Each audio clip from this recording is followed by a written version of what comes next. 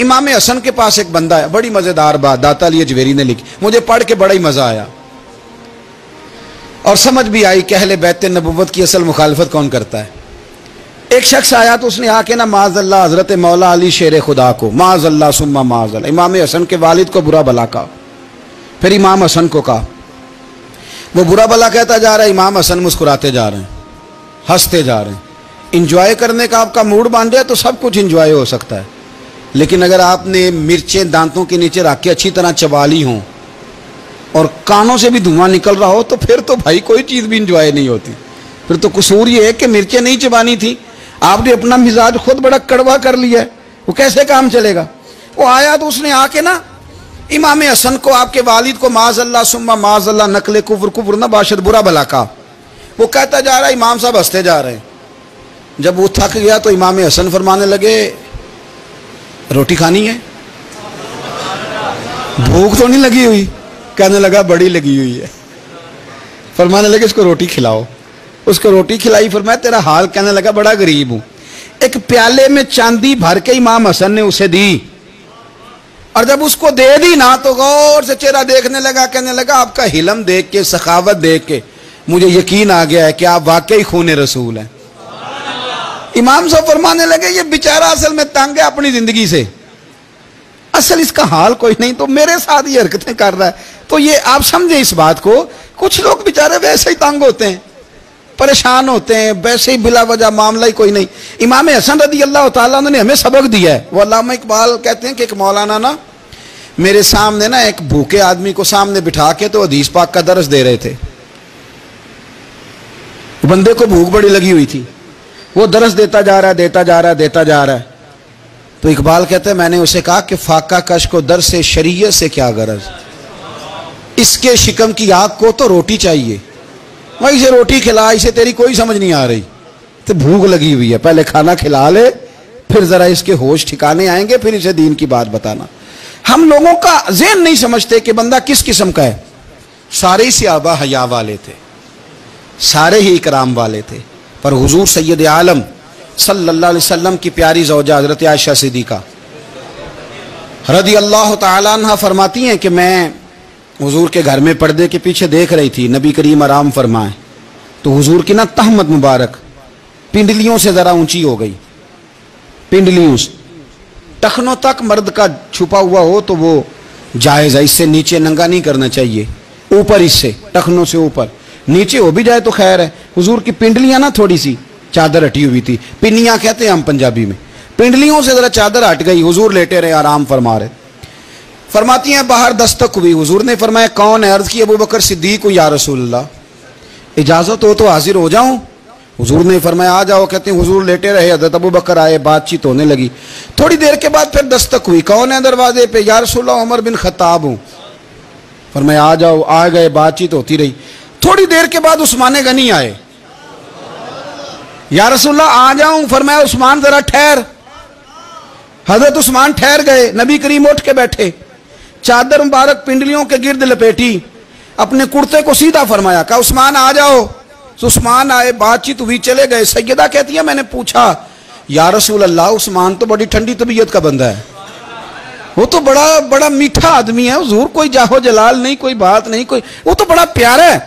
عمر آئے تو آپ لیٹے رہے, ابو بکر آئے تو آپ لیٹے رہے, تو عثمان؟ حضور فرمانے لگے عائشہ عثمان سے تو فرشتے بھی حیا کرتے, عثمان سے تو فرشتے بھی حیا کرتے ہیں, تو میں نہ حیا کروں؟ آپ اس بات کو سمجھے, غور کریں کہ اگر ان کی طبیعت اس طرح کی ہے کہ وہ کہتے ہیں کہ وجود زیادہ چھپا ہوا ہونا چاہیے, تو نبی پاک نے ان کی طبیعت کا خیال کیا ہے, حضور نے ان کے مزاج کا. تو آپ کو نہیں پتا کہ ابا جی آپ کے کیا سوچتے ہیں, کیا چاہتے ہیں؟ آپ کو نہیں پتا آپ کے استاد کا مزاج کیا ہے؟ آپ کو نہیں پتا آپ کے مرشد کامل کی طبیعت کس طرح کی ہے, وہ کن باتوں میں راضی ہوتے ہیں, کن میں ناراض ہوتے ہیں؟ ہمیں سارا پتا ہوتا ہے, لیکن ہم چاہتے ہی نہیں صحیح کرنا معاملات کو. ہم اپنے وجود پر تھوڑا سا بوجھ ڈالنا ہی نہیں چاہتے, اپنی طبیعت کو تھوڑا سا تکلیف دینا ہی نہیں چاہتے.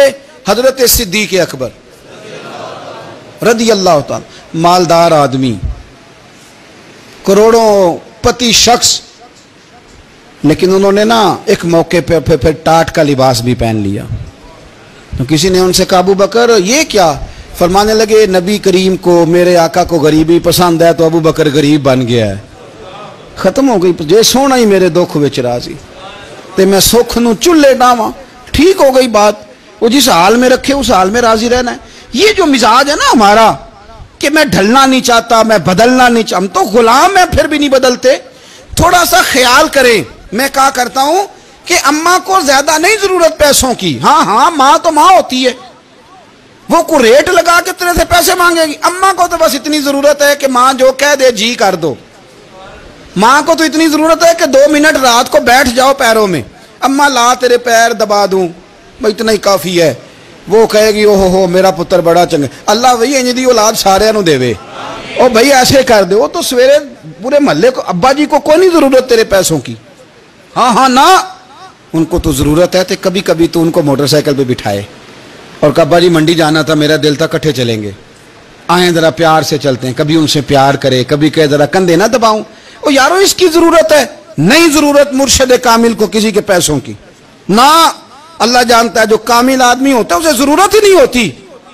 اسے تو اتنی ضرورت ہوتی ہے کہ اس نے کہہ دیا سیانے بن جاؤ تو سیانے بن جاؤ.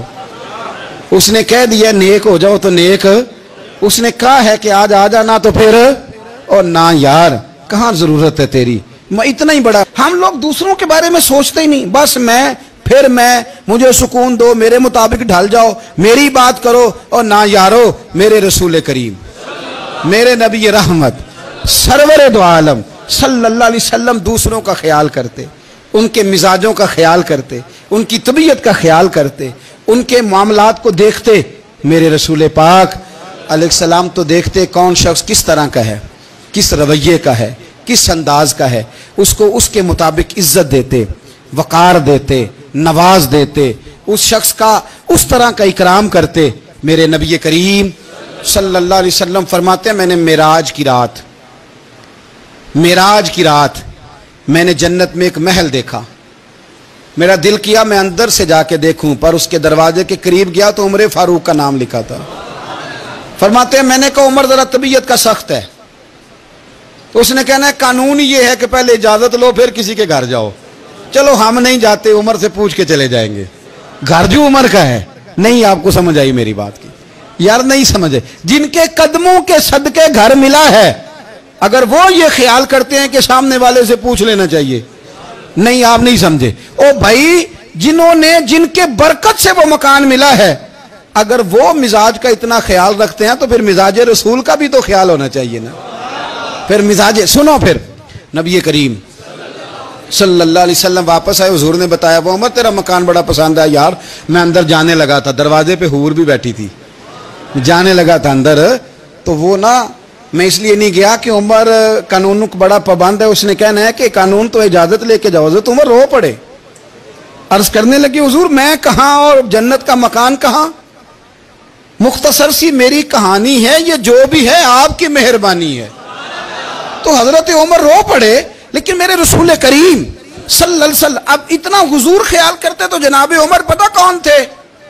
جرت نہیں تھی کسی مائی کے لال کی کہ عمر کے سامنے کھڑا ہو سکے.